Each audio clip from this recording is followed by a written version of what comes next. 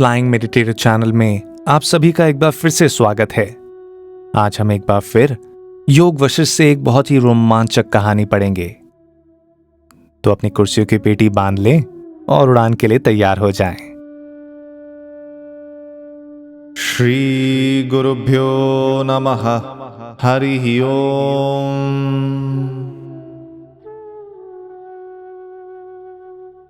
राम ने पूछा, ऐसा कहा जाता है कि परब्रह्म में ब्रह्मांड बीज स्थिति में विद्यमान रहता है, जो नए युग में पुनः प्रकट होता है। ऐसा कैसे होता है? जिन लोगों का ऐसा दृष्टिकोण हो, इन्हें ज्ञानी कहा जाना चाहिए या अज्ञानी? वशिष्ठ ने कहा, जो लोग कहते हैं कि प्रलय के बाद यह ब्रह्मांड बीज स्थिति में रहता है, उनका इस ब्रह्मांड की वास्तविकता में दृढ़ विश्वास होता है। यह विशुद्ध ज्ञान है। हे राम, यह गुरु और शिष्य दोनों को विभ्रमित करने वाला भ्रष्ट दृष्टिकोण है। किसी पौधे का बीज भावी वृक्ष का धारक होता है। ऐसा इसलिए कि बीज और पौधा दोनों भौतिक पदार्थ हैं, जिन्हें इंद्रियों और मन द्वारा जाना जाता है। परंतु जो मन और इंद्रियों की पहुंच से परे हो, वह कैसे संसारों का बीज हो सकता है? जो आकाश से भी सूक्ष्म हो, उसमें कैसे ब्रह्मांड का बीज स्थित हो सकता है? यदि ऐसा है, तो यह ब्रह्मांड कैसे उस परमात्मा से उद्भूत हो सकता है? कुछ नहीं में कुछ कैसे स्थित हो सकता है? यदि कुछ ब्रह्मांड के रूप में उसमें हो, तो फिर वह दिखाई क्यों नहीं देता? किसी पात्र के खाली स्थान में पेड़ कैसे फुदक पड़ता है? कैसे दो विपरीत वस्तुएं, ब्रह्म और ब्रह्मांड, एक साथ रह सकती हैं? क्या प्रकाश में अंधकार रह सकता है? यह कहना उचित होगा कि पेड़ बीज में स्थित होता है, क्योंकि इन दोनों के उपयुक्त रूप हैं। परंतु जिस ब्रह्म का रूप ही न हो, उसमें कैसे यह ब्रह्मांड स्थित हो सकता है? इसलिए यह मानना पूरी मूर्खता है कि ब्रह्म और संसार में किसी प्रकार का आकस्मिक संबंध है। सत्य यह है कि मात्र ब्रह्म की ही सत्ता है, और संसार के रूप में जो दिखाई देता है वह भी वही है। यह उतना ही वास्तविक है जितना कि दिवा स्वप्न, क्योंकि इसका जन्म आधारहीन है। इसे उत्पन्न करने वाला भी कोई और नहीं, और न ही ऐसे साधन हैं जिनसे यह उत्पन्न किया जा सकता है। हे राम, यदि प्रलय के समय ब्रह्म में यह ब्रह्मांड बीज रूप में स्थित होता, तब इसने पुनः प्रकटीकरण में कोई कारण भी सहायक होता।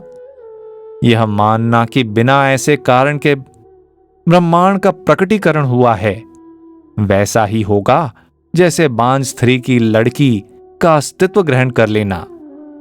किसी युग के प्रलय के अंत में सृष्टिकर्ता का जागृत हो उठना स्मृति से अधिक कुछ नहीं। उस स्मृति से जो विचार उत्पन्न होते हैं, वही संसार को रूप देते हैं। कुछ वैसे ही जैसे आकाश में पैसे का मिलना। जिस स्मृति से विचार उत्पन्न होते हैं, वह स्वयं वैध आधार नहीं है।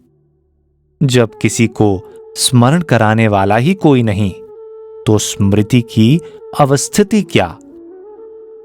असीम चेतना में लाखों ब्रह्मांड प्रकाश किरण में धूल कणों की तरह प्रकट होते हैं। छोटा सा अणु भी तीनों लोक, आकाश, समय, क्रिया, पदार्थ, दिन और रात लिए हुए प्रकट होता है। उस अणु में भी ऐसे परमाणु होते हैं जिनमें ऐसे ही संसार प्रकट होते हैं।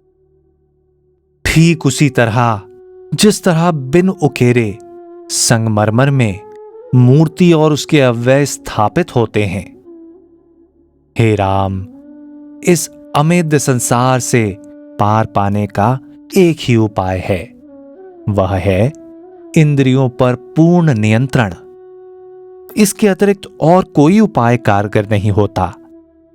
जब कोई शास्त्रों के अध्ययन तथा महापुरुषों की संगति से ज्ञान अर्जित कर लेता है तथा अपनी इंद्रियों को भी अपने अधीन कर लेता है, तब उसे सभी दृश्य पदार्थों के पूर्ण अनस्तित्व का भी मान हो जाता है। हे राम, यह सब कुछ मन ही है। जब यह मन सुधर जाता है तो उस दृश्य संसार की जादूगरी भी सुधर जाती है। अपनी चिंतन शक्ति के द्वारा यह मन अकेले ही अपने हाथ की सफाई से काया का निर्माण कर लेता है तथा कोई ऐसी काया नहीं जिसमें मन सक्रिय न हो। इस प्रकार इस मनोवैज्ञानिक रोग का उत्तम उपचार है पदार्थों का बोध। मन भ्रांति उत्पन्न करता है, मन जन्म और मरण के विचार उत्पन्न करता है और इस प्रकार अपने विचारों के कारण ही वह बंधन में पड़ता है या मृत्यु को प्राप्त होता है। राम ने पूछा, हे महर्षि, कृपया बतलाएं कि कैसे यह विशाल ब्रह्मांड मन में अवस्थित रहता है। वशिष्ठ ने कहा, हे राम, ब्राह्मण बालकों की तरह उत्पन्न किए हुए ब्रह्मांडों की तरह या फिर राजा लवण की विभ्रांतियों की तरह एक दृष्टांत और भी है। यह कथा शुक्र ऋषि के संबंध में है। इसका वर्णन अब मैं तुमसे करता हूं। बहुत समय से भृगु ऋषि पर्वत की चोटी पर तपस्या कर रहे थे। उस समय उनका पुत्र शुक्र युवावस्था में था। जब पिता ध्यान मग्न स्थिर अवस्था में बैठे थे तब पुत्र उनकी सेवा में लगा रहता था। एक दिन इस युवा पुत्र को एक सुंदर अप्सरा आकाश में दिखाई दी। वह उसके लिए विचलित हो उठा। साथ ही उस अप्सरा का मन भी उस स्वस्थ तथा सुंदर युवक पर डोल गया। उस अप्सरा को प्राप्त करने की अपनी उत्कट इच्छा से व्यग्र हो उठने पर उस युवा ने अपनी आंखें बंद कर लीं और मानसिक रूप से उसका पीछा करने लगा। वह स्वर्ग जा पहुंचा। वहां उसने अत्यंत रूपवान स्वर्ग के प्राणियों को, देवताओं और देवियों को, हाथियों और घोड़ों को देखा। उसने सृष्टिकर्ता ब्रह्मा को भी स्वयं देखा और उन देवताओं को भी देखा जो सृष्टि का संचालन कर रहे थे। उसने सिद्धों अर्थात पूर्ण प्राणियों को भी देखा। उसने स्वर्ग का संगीत भी सुना। उसने स्वर्ग के उद्यान भी देखे। फिर उसने स्वर्ग के राजा इंद्र के भी दर्शन किए। इंद्र सिंहासन पर विराजमान था और सुंदर अप्सराओं से वह चारों ओर से घिरा था। उसने इंद्र को नमस्कार किया। इंद्र अपने आसन से उठा और उसने उस युवा ऋषि शुक्र का स्वागत किया तथा उसे अधिक समय तक स्वर्ग में रहने के लिए निवेदन भी किया। शुक्र ने भी सहमति प्रकट कर दी। शुक्र अपनी पूर्व पहचान पूर्णतः भूल चुका था। कुछ दिन इंद्र की सभा में बिताने के बाद शुक्र स्वर्ग में विचरण करने लगा और शीघ्र ही उसने उस अप्सरा का पता भी लगा लिया। जब दोनों ने एक दूसरे को देखा तो इनमें एक दूसरे को प्राप्त करने की उत्कट इच्छा जागृत हुई। इच्छा की पूर्ति स्वर्ग की अपनी विशेषता है। जिस उद्यान में वे मिले थे, शुक्र के मन में इच्छा हुई कि रात का अंधेरा हो जाए। फिर वहां अंधेरा हो गया। तब शुक्र उद्यान में स्थित विश्राम कक्ष में प्रविष्ट हुआ। उस अप्सरा ने भी उसका अनुसरण किया। अप्सरा ने अर्चना की, हे महाभाग, मैं तुम्हें पाने की इच्छा से पीड़ित हूं। मेरी समझदारी नहीं बल्कि मंद बुद्धि ही मुझे यहां घसीट लाई है। तीनों लोकों का स्वामित्व भी अपने प्रिय के संग के आगे तुच्छ है। अतः प्रार्थना है मुझे अपने हृदय में स्थान दें। इतना कहते ही वह उसके वक्ष पर गिर पड़ी। शुक्र ने बहुत समय उस अप्सरा के साथ बिताया, इच्छानुसार स्वर्ग में भ्रमण किया। लगभग 8 संसार चक्रों के बराबर अवधि तक वह उस अप्सरा के साथ रहा। दीर्घ काल बाद जैसे ही उनके पुण्य का ह्रास हुआ, वह अपनी प्रिया के साथ स्वर्ग से गिर पड़ा। जब उनके सूक्ष्म शरीर धरती पर गिरे तो वे ओस की बूंदें हो गए और जल कणों में प्रविष्ट हुए।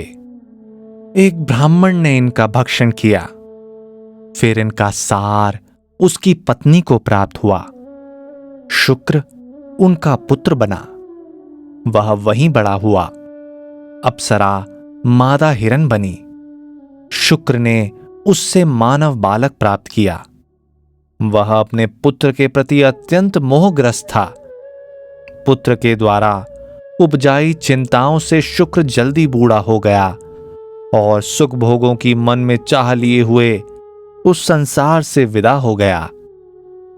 अगले जन्म में शुक्र एक देश का शासक बना और मरते समय उसके मन में तपस्या और शुचिता की इच्छा बलवती रही। इस प्रकार एक काया से दूसरी काया में जाने और तरह तरह की स्थितियों से गुजरने के बाद शुक्र ने नदी के तट पर खड़े होकर घोर तपस्या की। इस प्रकार अपने पिता के सम्मुख बैठे हुए शुक्र ने लंबा समय चिंतन में व्यतीत किया। उसका शरीर अत्यंत सूख गया था। इसी बीच उसके अस्थिर मन ने उसे एक पर एक जीवन काल, जन्म और मरण, स्वर्गारोहण और धरती पर अवरोहण और तपस्वी की शांत जीवन के दृश्य दिखाए। वह इनमें इतना डूबा रहा कि उसे ये सब दृश्य वास्तविक प्रतीत हुए। विभिन्न ऋतुओं का प्रहार झेलते झेलते उसका शरीर हड्डियों का ढांचा बन गया। उसे देखने पर डर लगता था। उसे जंगली जानवरों ने भी नहीं खाया, क्योंकि वह ध्यान में मग्न भृगु ऋषि के सामने बैठा था और स्वयं उसने भी तप से आत्मबल प्राप्त कर लिया था। 1000 दैवीय वर्षों तक चिंतन करने के बाद भृगु अपने उस आसन से उठे। उन्हें अपना पुत्र नहीं बल्कि सूखा हुआ ढांचा दिखाई पड़ा, जिसमें कीड़े पड़ चुके थे। उन्होंने जो देखा उससे वह अत्यंत उत्तेजित और क्रोधित हो उठे। प्राकृतिक घटनाक्रम पर बिना विचार किए उन्होंने काल को श्रापित करने का मन बना लिया, क्योंकि उसने ही उनके पुत्र का ऐसा हाल कर डाला था। काल तत्क्षण भौतिक शरीर धारण करके उनके सम्मुख प्रकट हुआ। काल के एक हाथ में तलवार थी और दूसरे हाथ में फंदा। उसने अभेद्य कवच पहन रखा था। उसके 6 हाथ और 6 ही मुख थे। अनुचरों और दूतों के समूह ने उसे घेर रखा था। उसके शरीर और हथियारों से झुलसा देने वाली ज्वाला निकल रही थी। शांति से परंतु दृढ़तापूर्वक काल ने भृगु ऋषि से कहा, हे महर्षि, आप जैसे बुद्धिमान संत कैसे ऐसे हे आचरण की बात सोच सकते हैं? बुद्धिमान व्यक्ति सताए जाने पर भी विक्षुब्ध नहीं होते, परंतु आप मानसिक संतुलन खो बैठे हैं, जबकि किसी ने आपका अहित नहीं किया। आप निश्चय ही पूज्य महानुभाव हैं और मैं उनमें से हूं जो उचित आचरण का पालन करते हैं। इसलिए मैं आपको नमस्कार करता हूं। मेरा कुछ और मंतव्य नहीं है। आप श्राप देकर अपने पुण्यों का क्षय ना करें। आप जान लें कि मैं प्रलय की ज्वाला से भी अप्रभावित रहता हूं। अपने श्राप से मुझे ध्वस्त करने की आपकी आशा बचकानी नहीं तो और क्या है। मैं काल हूं। मुझे असंख्य प्राणियों का नाश करना है और किया है। उन देवताओं का भी नाश किया है जो ब्रह्मांड का संचालन करते हैं। हे पवित्र आत्मा, मैं भक्षक हूं और आप मेरा भक्ष्य हैं। ऐसी ही प्रकृति की व्यवस्था है। यह पारस्परिक संबंध इच्छा या अनिच्छा पर आधारित नहीं है। अपनी प्रकृति से अग्नि ऊपर ही उठती है और जल नीचे बहता है। भोज्य पदार्थ भोक्ता की खोज में रहते हैं और उत्पन्न पदार्थ अपने अंत की खोज में रहते हैं। परमात्मा ने कुछ ऐसी ही व्यवस्था कर रखी है। सभी की आत्माओं में आत्मा स्वयं रहती है।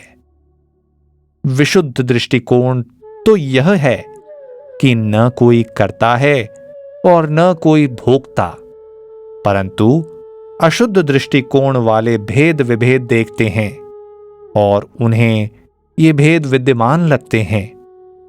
आप स्वयं सत्य के ज्ञाता हैं और आप जानते ही हैं कि न कोई करता है और न कोई अकर्ता। पेड़ों पर खिलने वाले फूलों की तरह जीव आते और जाते रहते हैं। उनका कार्य कारण का संबंध अटकलबाजी के अतिरिक्त और कुछ नहीं। ये सभी काल के परिणाम हैं। इसे सत्य या मिथ्या कुछ भी कह लें। जब झील की सतह विक्षुब्ध होती है तो चांद का बिंब भी विक्षुब्ध दिखाई देता है। इसे सत्य भी मान सकते हैं और मिथ्या भी। इसी के साथ आज का अध्याय यहीं समाप्त होता है। बाकी की कहानी अगले अध्याय में करेंगे। फिर मिलेंगे।